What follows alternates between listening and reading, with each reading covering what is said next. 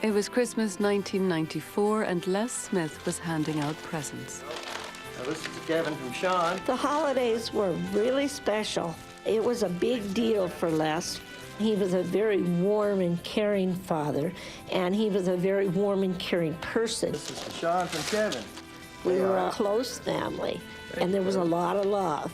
This Christmas, their gifts would be a reminder of just how close they were.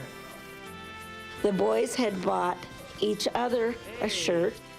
Unbeknownst, they matched, and I had gone and bought one for Les, and Les's was the same.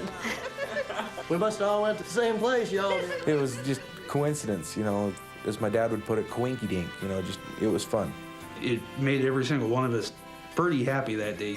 Well, I'll tell you one thing, you know, so it'll sure be one Christmas to remember. Oh, my God. This would be the last Christmas that the Smith family would all celebrate together.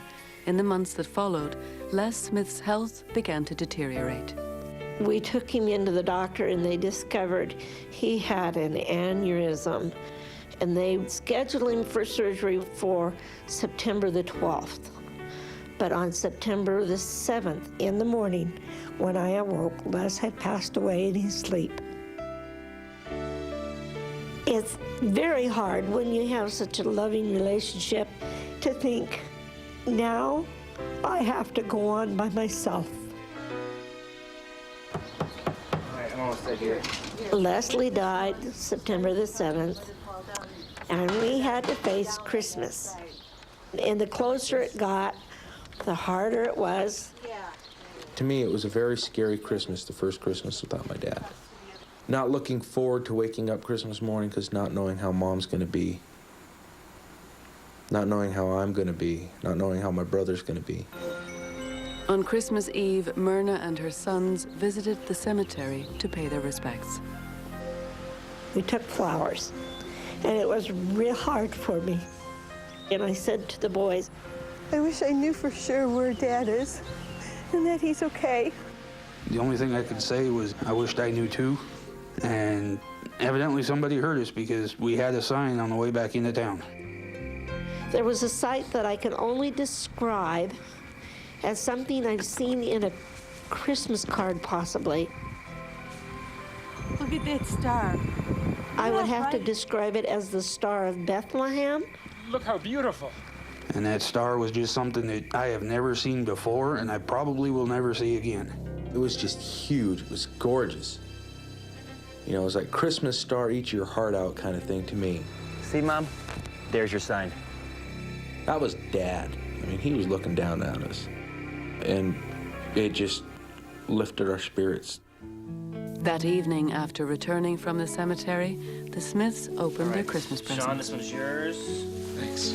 We took turns passing out the gifts, and it just wasn't the same without Dad there. Merry Christmas, both of you. As we were opening gifts, we would say, well, Dad was like this, or Dad would have liked that.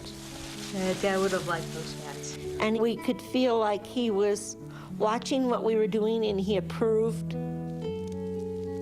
Everyone went to bed late, and Myrna fell asleep in the living room. And about 3 o'clock in the morning, I can remember waking up with the feeling that there was someone in the room. So I looked, and over by the Christmas tree, I see the figure of my husband, Leslie.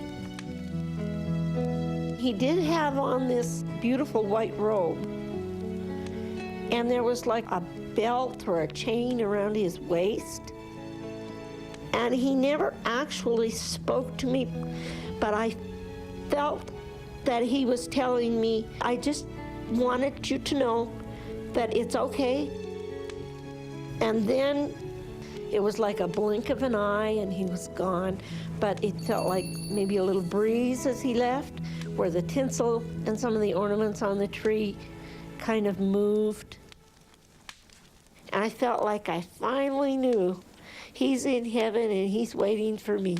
And I thought, well, I'm not going to say anything to the boys because I don't want to upset them about a dream that I've had.